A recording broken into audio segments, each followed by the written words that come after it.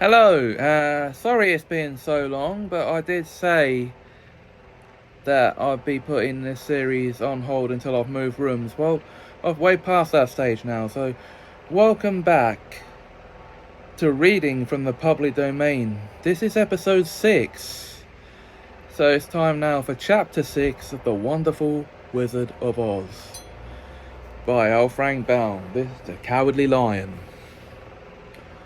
All this time, Dorothy and her companions have been walking through the thick woods. The road was still paved with yellow brick, but these were much covered by dried branches and dead leaves from the trees, and the walking was not at all good. There were few birds in this part of the forest, for birds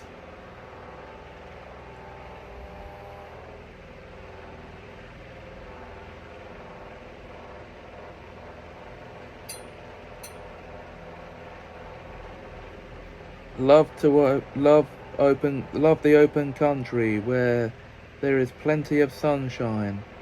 But now and then there came a deep growl from some wild animal hidden among the trees. These sounds made the little girl's heart beat fast, for she did not know what made them.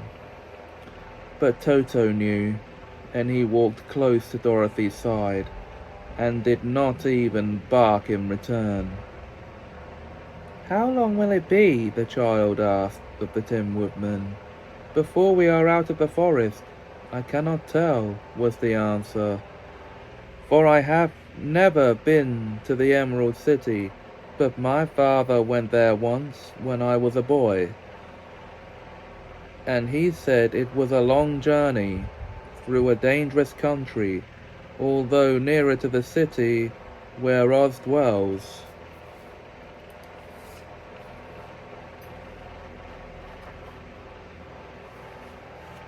"The country is beautiful, but I am not afraid so long as I have my oil can, and nothing can hurt the Scarecrow, while you bear upon your forehead the mark of the Good Witch's kiss, and that will protect you from harm."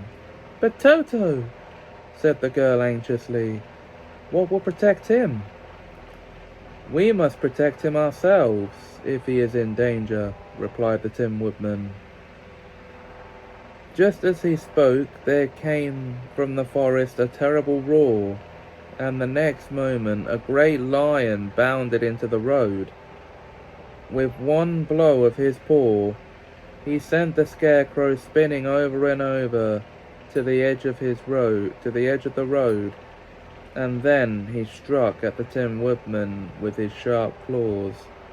But to the lion's surprise, he could make no impression on the tin, although the woodman fell over in the road and lay still. Little Toto, now that he had an enemy to face, ran barking toward the lion, and the great beast opened his mouth to bite the dog when Dorothy, fearing Toto would be killed, and heedless of danger, rushed forward and slapped the lion upon his nose as hard as she could, while she cried out, "Don't you dare! Don't you dare to bite Toto! You ought to be ashamed of yourself!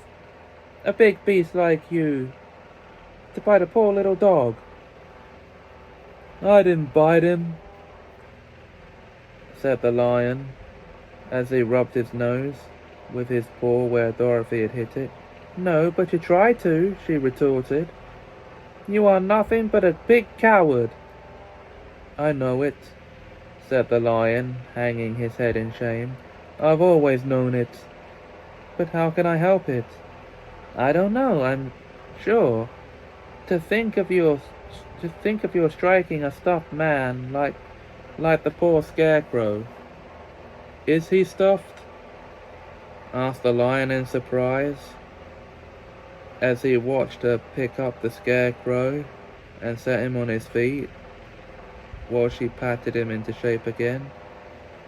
"Of course he's stuffed," replied Dorothy, who was still angry.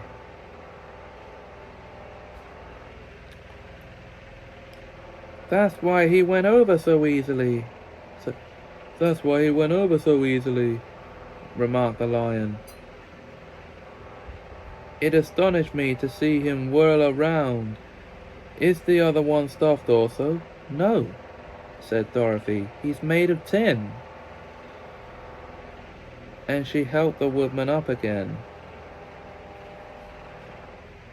That's why he nearly blunted my claws, said the lion. When they scratched against the tin, it made a cold shiver run down my back. What is that little animal you're all so tender of? He is my dog, Toto, answered Dorothy. Is he made out of tin or stuffed? Asked the lion. Neither. He's a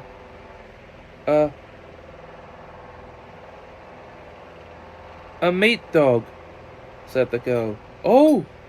He's a curious animal and seems remarkably small, now that I look at him.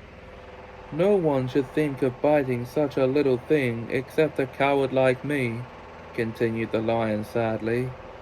What makes you a coward? Asked Dorothy, looking at the great beast in wonder. For he was as big as a small horse. It's a mystery, replied the lion. I suppose I was born that way.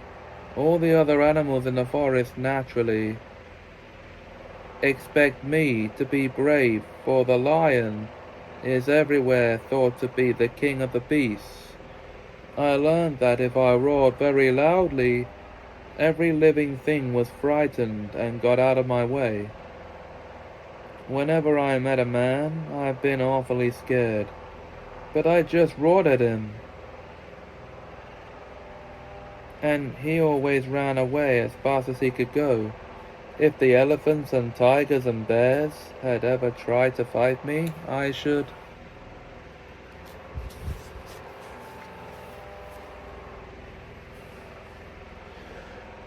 have run myself. I'm such a coward. But just as soon as they hear me roar, they all try to get away from me, and of course, I let them go. But that isn't right. The king of beasts shouldn't be a coward, said the scarecrow. I know it, returned the lion, wiping a tear from his eye with the tip of his tail. It is my great sorrow, and makes my life very unhappy.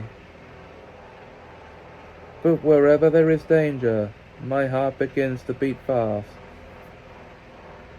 Perhaps you have heart disease, said the Tin Woodman. It may be, said the lion. If you have, continued the woodman, you ought to be glad, for it proves you have a heart. For my part, I have no heart, so I cannot have heart disease. Perhaps, said the lion thoughtfully, if I had no heart, I should not be a coward. You have brains? Have you brains? Asked the scarecrow. I suppose so. I've never looked to see, replied the lion. I am going to the great Oz to ask him to give me some, remarked the scarecrow, for my head is stuffed with straw, and I am going to ask him to give me a heart, said the woodman. And I am going to ask him to send Toto and me back to Kansas, added Dorothy. Do you think Oz could give me courage? Asked the cowardly lion. Just as easily as he could give me brains, said the scarecrow, or give me a heart, said the Tin Woodman. Or send me back to Kansas, said Dorothy. Then, if you don't mind, I'll go with you, said the lion, for my life is simply unbearable without a bit of courage. You will be very welcome, answered Dorothy, for you will help to keep away the other wild beasts. It seems to me there must be more cowardly than you if you are than you are if they allow you to scare them so easily. They really are, said the lion. But that doesn't make me any braver. And as long as I know myself to be a coward, I shall be unhappy. So once more the little company set off upon the journey, the lion walking with stately strides at Dorothy's side. Toto did not approve this new comrade at first, for he could not forget how nearly he had been crushed between the lion's great jaws. But after a time, he became more at ease, and presently Toto and the Cowardly Lion had grown to be good friends. During the rest of that day, there was no other adventure to mar the peace of their journey. Once, indeed, the Tin Woodman stepped upon a beetle that was crawling along the road, and killed the poor little thing. This made the Tin Woodman very unhappy, for he was always careful not to hurt any living creatures. And as he walked along, he wept several tears of sorrow and regret.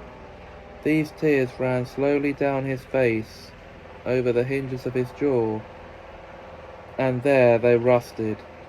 When Dorothy presently asked him a question, the Tin Woodman could not open his mouth, for his jaws were tightly rusted together. He became greatly frightened at this, and made any motions to Dorothy to relieve him. But she could not understand.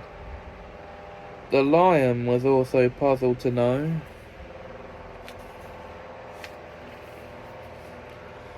what was wrong, but the Scarecrow seized the oil can from Dorothy's basket and oiled the Woodman's jaws, so that after a few moments he could talk as well as before.